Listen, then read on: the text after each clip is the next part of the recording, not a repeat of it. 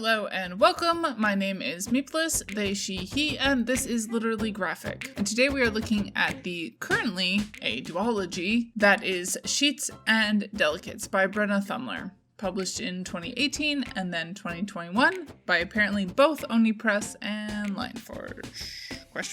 Sheets and Delicates are categorized as middle grade, and I would label it rural fantasy. The small town or country version of urban fantasy, like mooncakes. Content notes for bullying, suicidality, parental death, children carrying their family, ghosts, and specifically child ghosts. Obviously, these books have made their rounds around my corner of YouTube. Some people like them, some people think they're a bit more meh. They are going to be the Realms of Comics March pick, and I was really glad to finally get up the momentum to read them. According to her website, quote, Brenna Thummler is not dead. She just likes writing about dead things, like ghosts and the jelly shoe trend. Her first original graphic novel, Sheets, became a, quote, Barnes & Noble Best Book of 2018, after it garnered praise from authors like Lemony Snicket and Brian Selznick, who are too far out of her league for this to make sense. Its sequel, Delicates, was published in March of this year, and it will make you cry.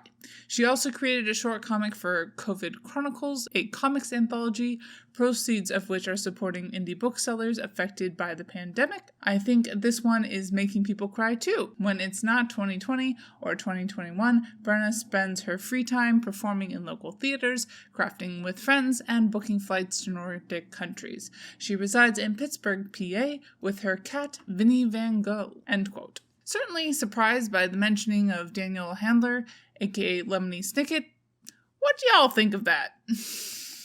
Keywords that came to mind reading this duology: girl-centered stories, prom, ghosts, laundry, greed, pianos, yoga, middle school, friendship, and photography. To avoid spoilers, let's just go over the summary for the first book. Quote, Marjorie Glatt feels like a ghost, a practical 13-year-old in charge of the family laundry business. Her daily routine features unforgiving customers, unbearable PE classes, and the fastidious Mr. Saubertuck, who is committed to destroying everything she's worked for. Wendell is a ghost, a boy who lost his life much too young. His daily routine features ineffective death therapy, a sheet-dependent identity, and a dangerous need to seek purpose in the forbidden human world. When their worlds collide, Marjorie is confronted by unexplainable disasters as Wendell transforms Glatt's laundry into his midnight playground, appearing as a mere sheet during the day. While Wendell attempts to create a new afterlife for himself, he unknowingly sabotages the life that Marjorie is struggling to maintain. End quote. A bit of a vibes and ambiance sort of piece, particularly in the first volume. There is some character development, but it is extremely slow-paced in my opinion. The narrative becomes a lot more traditionally central in Volume 2. It just sort of reminded me of those stories that are kind of listlessly following adolescence. The art is very nice in my opinion, although I do feel it was a bit too universally detailed. Like it might have been a good idea to have a difference in detail level between the focal point and background.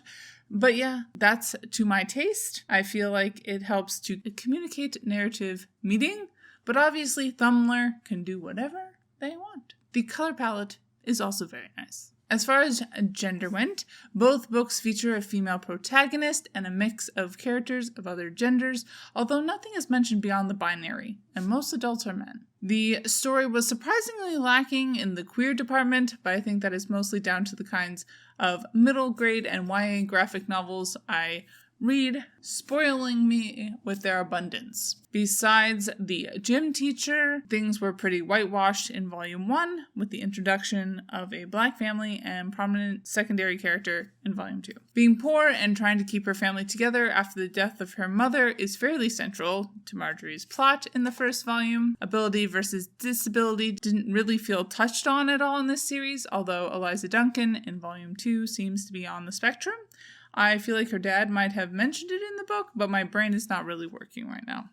In trying to have DuckDuckGo find the answer for me, I did find that Thummler had done some illustrations for a short article on We Are Teachers called 7 Things Your Student with Autism Wishes You Knew About Them.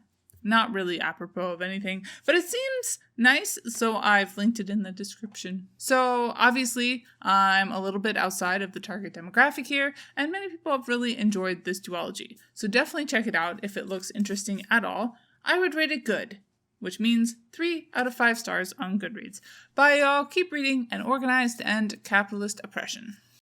And as always, Literally Graphic is created on land that should be given back to the traditional landholders, which in this case is, to my knowledge, the Mississaugas of the Credit First Nation, non-Anishinaabe people, the Haudenosaunee Confederacy, and the Huron-Wendat Nation.